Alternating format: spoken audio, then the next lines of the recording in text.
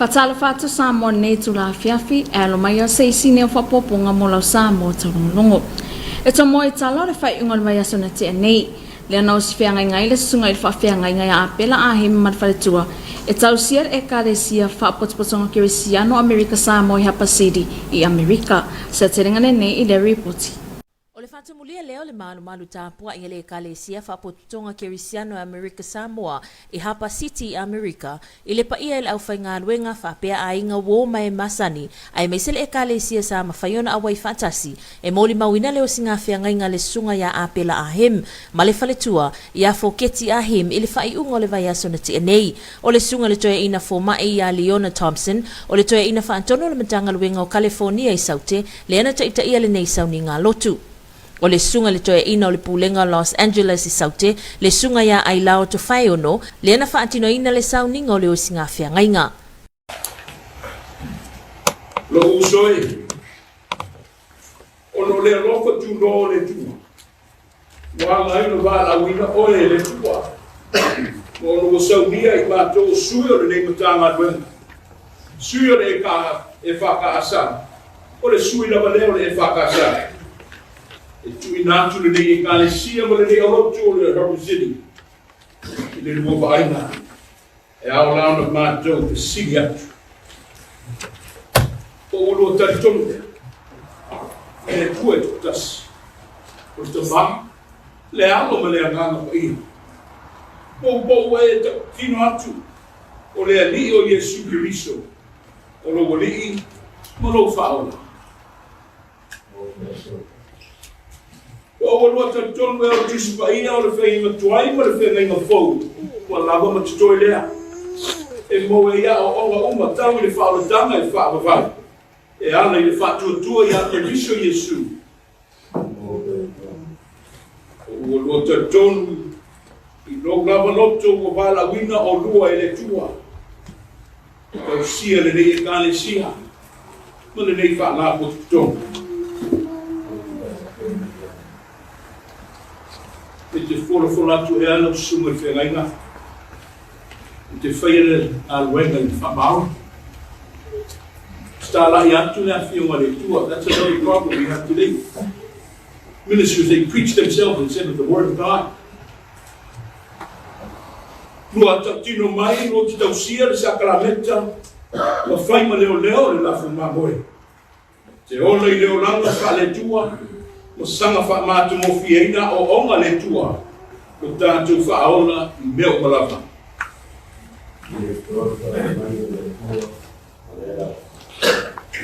Te sela o keti si moe a hiu. E te whola atu ea. Te lamo atu i le whaife au mo le wha mauni. E wha tinoina tiute o le ngā luenga. Wha whaife au o mala au inai o lua.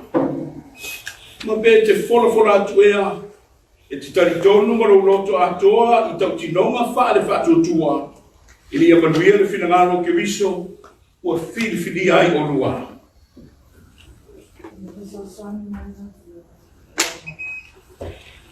O le tua le tātou tamao i le rangi, o le ua whoina atu i a te oe le loto e whai ai me uma. O le te talo le nei au fia, i le lingi i foro nā lofa tū noa i lunga i a te olua. I ia mawhai o le whatau no uinai no na whinangano. Le mawhanua le kālesia i Hapa City. Ai me se ai fwoi le nei whalafu kutonga. I nā tu rai mai ia i le waptelu ni whalaru.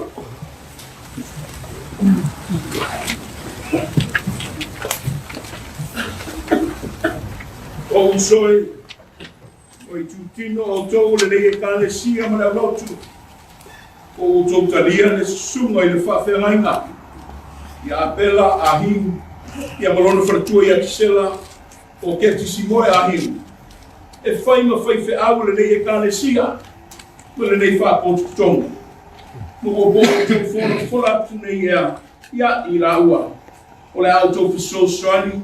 Ma awa i a te la ua. A o whaia i la ua le nei ngā luenga. O le ngā luenga whale au auna le tua. Ua pela o maso se rio na nei. Fora su ya se claro. Lea whapena o le mātou whaia.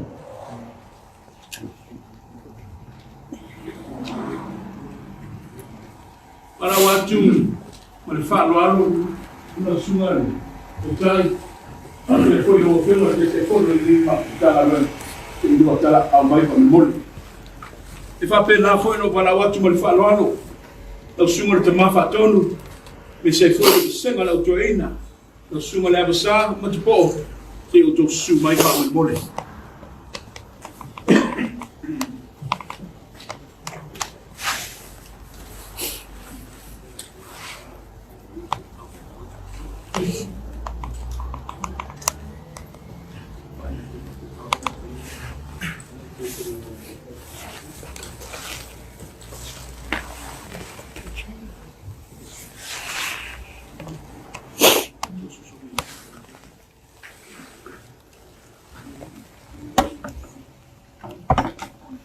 Sei tātou te taro. Mātou te aio iatu, i e whamanuia maila o mauna leri e. O leo tu ina atu nei, ia i le tau singo a nganga o tangata, i te tonu le nei e ngale sia i Harbour City ma le nei o lotu. I lingi i wholo nganga pa ia i lunga ia te ia. I li ia mawhai ai e iona tau aveino o le tiute pa ia ma le whamaoni. Ma le mātaala ma le lotu tele. Kua i mai ante ia le angango le malosi, ma le alofa ma le mawhawhautonu. Ia vela na ngā ruenga maala i whawhanga ina ai e ua, whaatamala, whaamalosi ai e ua, whaamaoni, whaamawhanawhana ina ai e ua pupua ngā tia. Ia tina e ai la we kālesia, ma ia whaaneliu ina atu ai tangata ngā sala i lau thia. Ia leo ina i la ua nei, mai nei o whaasusonga, Ini ia wha ina pēo la loto, ma le malosi o la nganga, ina ia manu malo ai i mea leanga umma. Ma ia maua ai i la ua, le pale o le olongo umma na e folo mai, ia o auna wha mauni. Ia wha manuia tele, ia ua iai i lana tausinga. Ia o ina i lātou ono o lana ngalwenga. Ia wha vaina i lātou i leo langa pa ia ma le ami o tua manawa. Ia ta ina i lātou i ngā ruenga i tele a kewiso, ma ia tausia pēr i lātou i le mana e ala i le whātutua, e o ai i le whautanga. E ala i a kewiso Iesu, o mātua li. Amen, ma amen. Whātasi mai o tō au leo whia.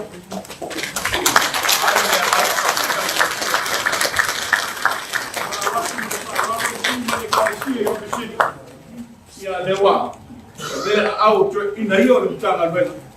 Ia e whao atu lea nganga whaafutai ma fia.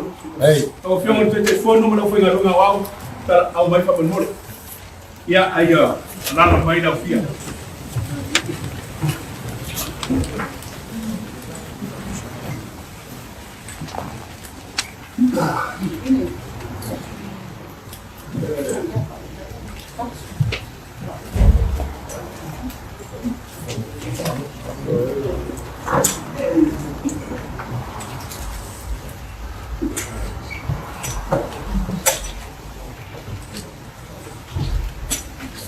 O le toeina ia suituanga whai aina launga ina le upu fola le atua, e tō matawina ai le soifua au au na le sunga le whawhiangainga ma le whale tua, ai mai se le whiangai ai ma le ekalesia i Harbour City.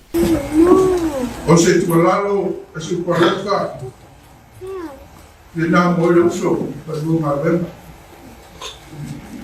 Ekalesia. Mea nata, Jesus le taprisi, mi eto. A pe le kan pe se Yesu ma ko si. Le na me sa to fe ya. Ane ya su de la mi se. Ora ni Yesu. Le ram ta lu le me to tangi Yesu, me to si de ya Yesu. Ye maestro teta. Maestro me ya. Ar si di la. That's been out of fire. What's the next move? What's the next plan? Nara sisi na bwana la utufaya kwa fika. Mali tu amana tali mai mo to. E mai no maua pe telefone. E le mo su ma fitu hiku. na matene kalesia. A whai una tala, ko rima. Ina tele tanga tau misi rifa kia, tele tanga tau ese, tele tanga tau lero roti. Asia. E ti ngāo e nina. Because it's a challenge for you. Challenge for our kalesia. A whai tanga tu mi koia. A whai tanga mo ni mera. Ora ko me le to. Kalesia ele não foi algo similar. Mas ele foi perto do significados. Mas will surrender yourself and submit yourself and be willing to work with the faith. Le meu fascino maile na mole tudo. Ele eu ora na vida. O le sunga le taifono le kalesia I hapa city le afiunga ya to ofua le ana fai masui o le kalesia e saunoa I se tala o to foi le lato filifilinga le ana o lato filifili ai le sunga ya apela malfaletua e avea mo lato fai fiau. Kasi e filinga le kalesia o le afai e paroka e a fekuali lo na seima. Fai le paroka o manu ai. If au ya apena malfitua o apena sa fai ma kofio ma ko kalesia ile masino sistema ile lua fes fu marino ma leo mo ma ko ko ra ma ko ki masani ai ma pena ma fitua a le nga kaso sa be ai apela ma fo ba kofi bi kalisi o ina sa ko ya pere di fa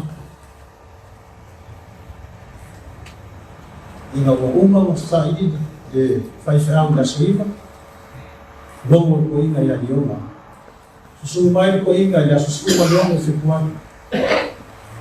ina wa fi do su de fa ia ngol ma winga de fai fa ya somos uma fase quali le due affermose fu l'uomo fa le cose ma camera e a was kus e a moa le a fioma e si sono politica di madua como a pena o lo avea ma fai a ona in mano ia ma fai ma mai di fai ma ko sama ko fakani o le askal mai ko inga I mariwa ai beka le fai umor masino me le tua fe bosfu moa ka fifia ua kalia o le afa ko mai le sisuma fai aoma fai mama ko fai o masino ko lea sa fai fo fona o se tema ya de dua felus ko ina o na fa tong wan fa mo ai pita o sia o mo fa ma le fai o na mai le fai sa o ta sia ala ba o mo fa ma o fo le kalesia o ku ma ku il masino ya ni le dua felus kas ika di kamuna sa mumune kalesia sa fakakali ko mafia leo fakingo mes o apela ele faz a mão boa leo sa ini ele kalesia me mai fafo al fatel vo sa mai sa mai o apela e uma faiatu tendo fa e se masanya fa kaiatu ila usuma fa fa wa e kalima o esi la fia ba ko lima ba o le na sama ko ye e esse caso fia o vai de fato sa e ko inga I kulai o a le no fu vai Whafkaisa e kau whainga i au mai pulang ng safa kau sana koe de kasi. Awida. Ia ko kakamafu. O se whamoemoe na mamoli ai le anganga o le whaaftai le sunga le whaafeangainga ia apela ahim i le paia le mtanga luenga whaapea le pulenga. Ai meisel e ka le sia ona o le amana i ai o se whaatawaa e taita ia le lafu mamoe le atua. O lo leo whaatawaa wana o se manuvale wa soko i whungatia o alii a o tāre o se waa fui wa se wali a o wala le mafua se i whaaleo le anga le whaangai i tia loloto ma le umo le tua whaide si wa afua ai le leitai au ma le whaamoi moi ua mawalunga le di inga o le tua e tusa ma le nei whaamoi moi na la ngona lava lo ma whatau wa ina walongo ina atu mango le kale si nei ha posi ina wai ula la to filinga ma watusi au ya ma ua ma se ua ma se ma fanau ma to te ngan due fatasi le ngal we ngale tua fa fita tele lo o wa mana ia o so ma ua fatau fa a se lea ile ngal we ngale tua. Mo le sila fia o le sunga ia apela ma le whantua ia Komiti ahim na avea mawhaia o le kolisi whaafaife awi malua. Leana mamoli ai fo ile nganga whaaftai o le sunga ia apela le komiti o malua, whaapea le komiti le autoe ina. Ono le whaamtu ina anto ila ua awale ngā luenga le atua. Dala lea e whaale wai le nganga whaafetai telefo. Ia o le komiti o malua, ile te fono, ma le laulau a tamau, e kalesia whaapotutonga ke Missionary Samoa na watalia ina lo maa ua whaatawaa mo le ngā luenga tau sinu ui Amerika nei e le titi fo i le anganga whaafutai i sunga i nofo apule ma le ainga whaia onga ma le matua ia malua i le tamau a inga o le tō whaapa ia na oa o inai ma whaata mau ai ngai i ma ua. E le ngata o le taimi na avea ma wao se iau o lava i na ngā lue whaafaya unga. Whamai o lupu i le se unga umu ma le whao se u whamai o se se o se tongi se o tongi se se u ranga tila ua whaakulou le tuanima ua whaamalo whai o le whaiwa. Paiai o le kalesia whaapoto tonga ke Missionary Samoa le sumai o lau sunga i le tama whaatonu o la o tō kulelea whaafetai tele e fia whaaleo ina fo i le nganga whaafetai tele ngai o ngā ua ainga lo tō wangalelei i so o seala a o tapena lo mātou ola mo le atua malana ngātou e whaafitai atu fo i le mamalu o wō mai masani wa awai whaatasi e mōni mawina le nei whaamoemoe māta o fie lea wa tātou te pai ura wa tāngoi ura ma wa futi man ura i lea so ina wa tamu umanuia ra au tō tātou inga ma le soifua te talo wō i māua ma le whanau.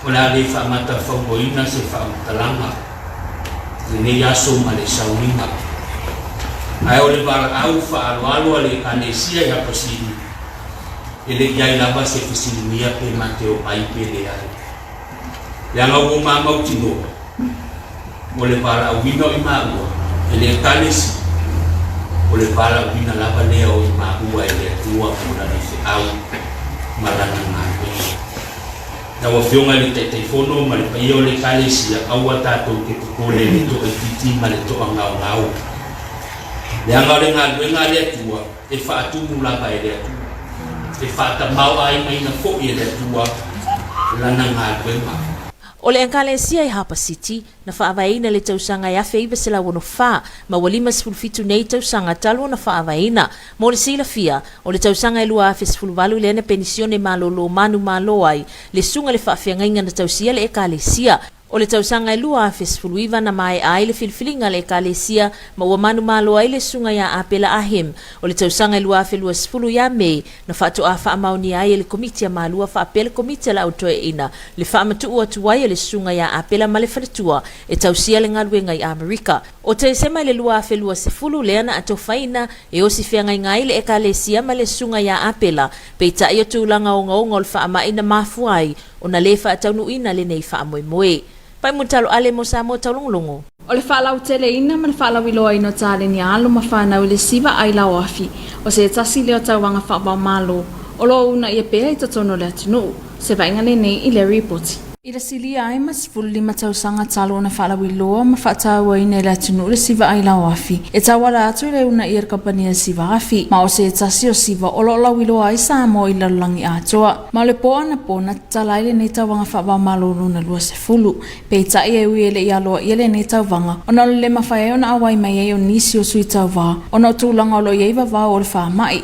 E pe ona tapuni e whi malanga inga. Na to mole a porkalame le sauni ngā lo tuna taita ia. E le sunga whaafeanga ia po asa to ai vau. O tus whiwhiria mo nei aso, ko inito mua mua nam ta upo e tonu. Au te whaita wina ni nai whai upu. Whaafonga ia ia whiong pa ia aro tātou wari. A o tau, o le manu manu o le atua o tau.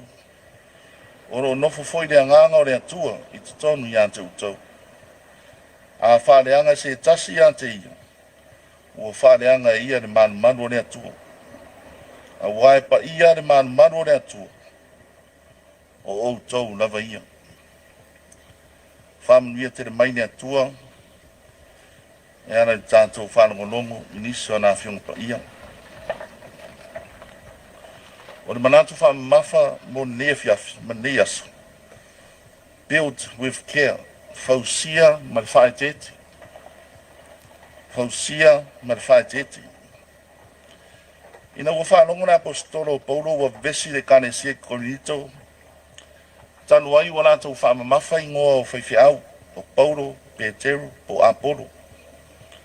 Ai whatuatua nā I Jesu Keriso, le afuanga o tala nei, o le ano e tō tasi o ne atua.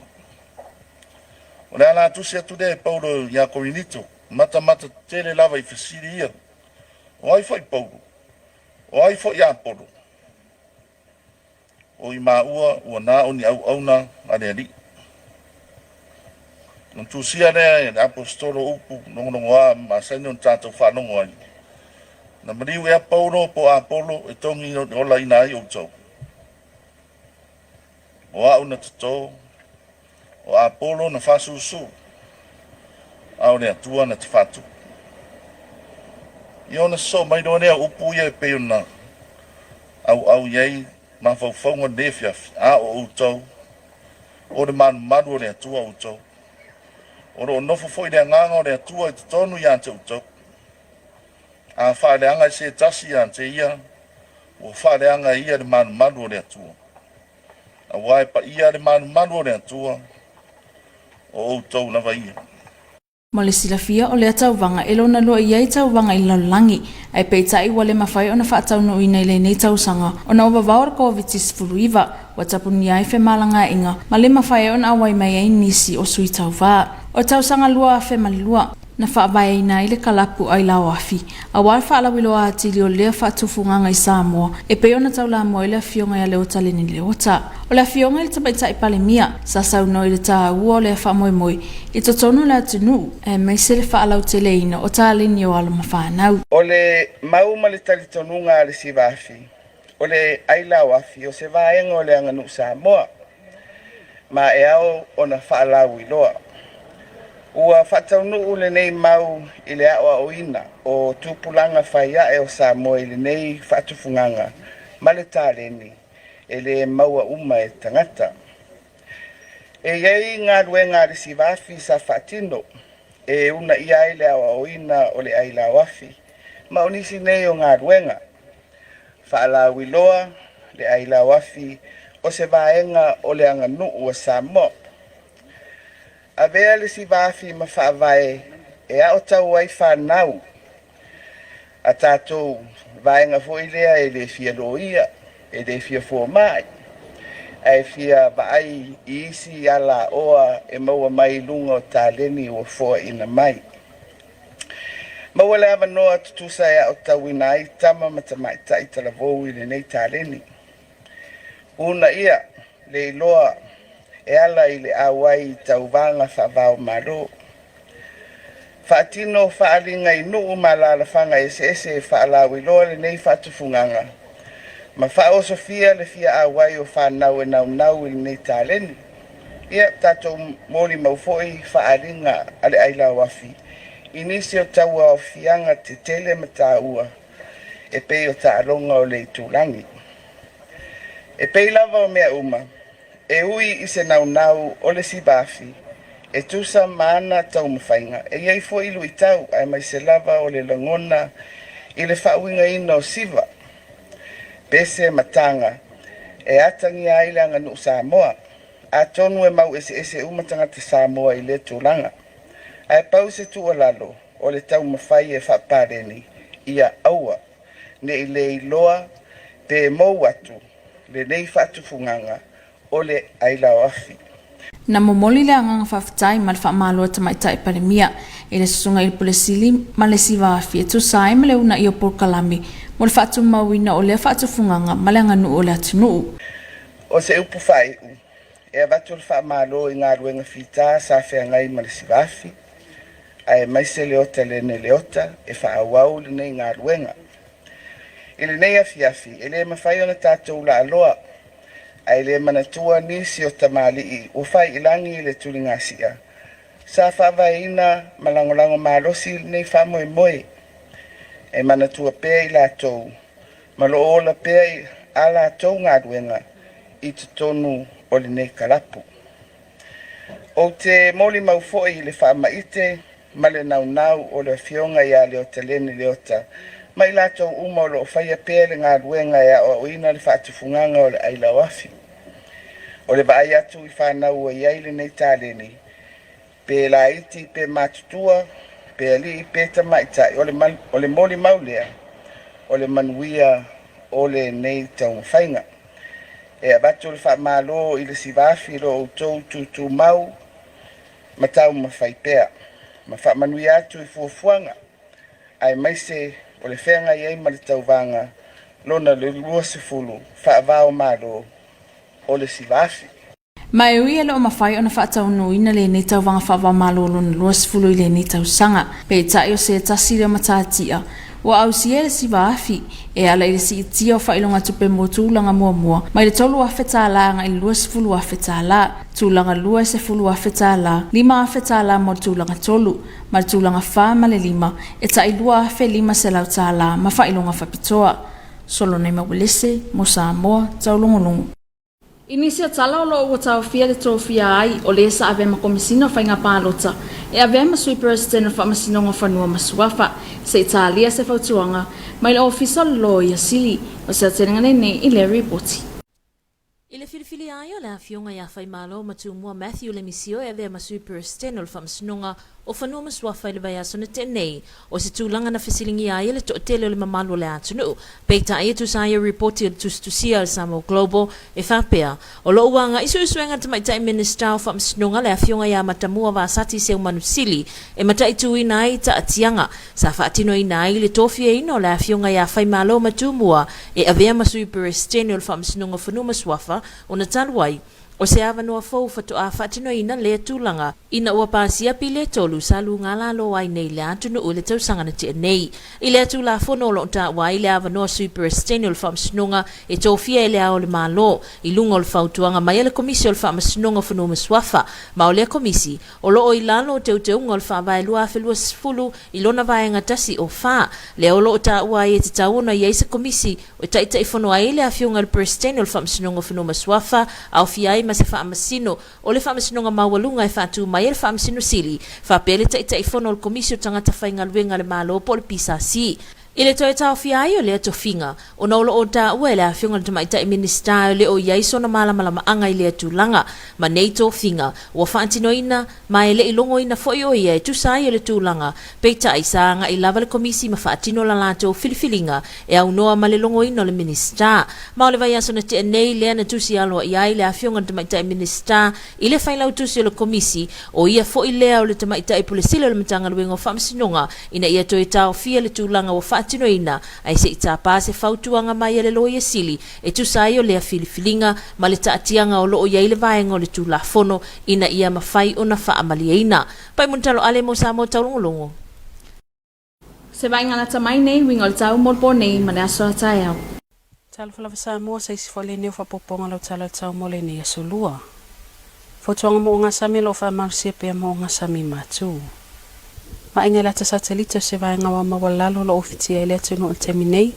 e tai se vai nga tele wa o lo nga imali mai sauti ata fa fanu tau o savile fe lo lon mala sum ta polo po savile ngi mai sa lo afie pe Samoa mai afia ia mana timu ni sa taimi talo tau mo lo fanu po na nei fa solina wo mati mata ape solo ai yo no fe lo fa solina mama fa pe na bilam fa tili e fa ta savile ni sa taimi Mola sololo la tap solai timu mai no feo lolo fa solina mamafa.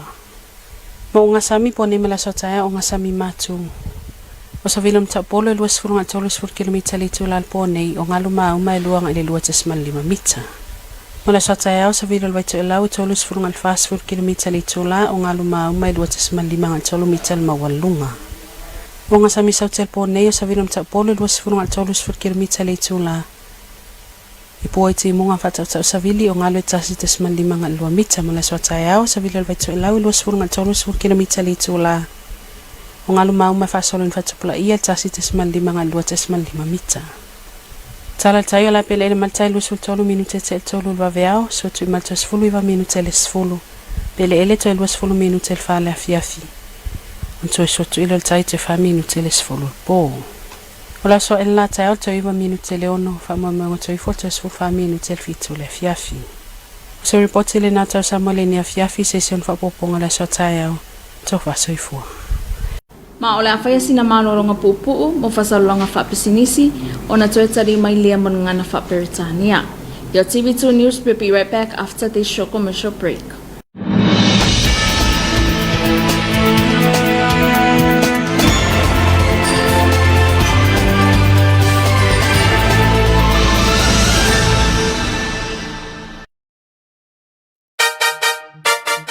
Mai moa mawhawhawhonga I le polo kalame o le kerisimasi I lo ainga I lunga o le TV lua.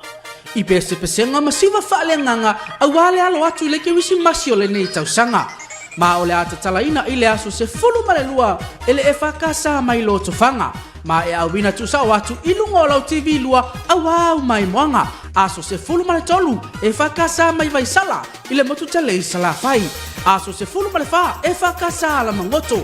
Aso se fulu male lima EFKS va o tupua I fale halupo I le mea ngoto ia I le la. Aso se fulu male ono EFKS vai lele. Aso se fulu male fitu EFKS fusi sa fotu la fai. Aso se fulu male valu EFKS lufi lufi. Aso se fulu male iwa ta noa o leia. Aso lua se fulu EFKS sa matai tai. Aso lua se fulu male tasi EFKS le au vaa. Aso lua se fulu male lua EFKS fausanga. Aso lua se fulu male tolu EFKS vai vase tai. Ai taua lunga ele EFKS mai papa sa taua mai le motu tele I sala fai. Ua mawhai on awinatu on ole langalanga malusi mai. Ole matanga luenga o whainga whaiwa ma whaatoanga.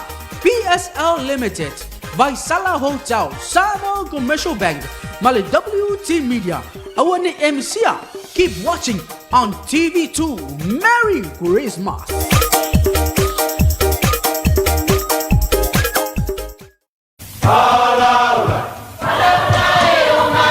Awane emisia lunga lo wala ata le EFKS TV.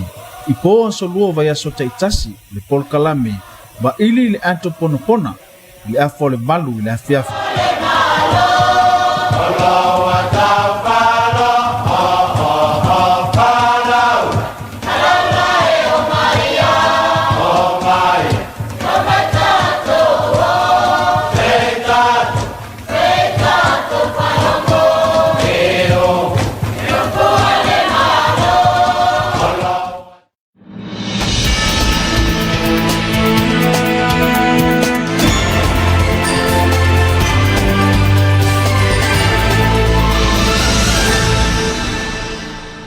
Tala Falava and welcome back to your TV2 News for this evening.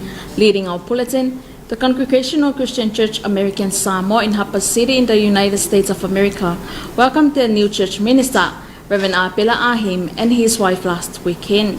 Here's more on this report.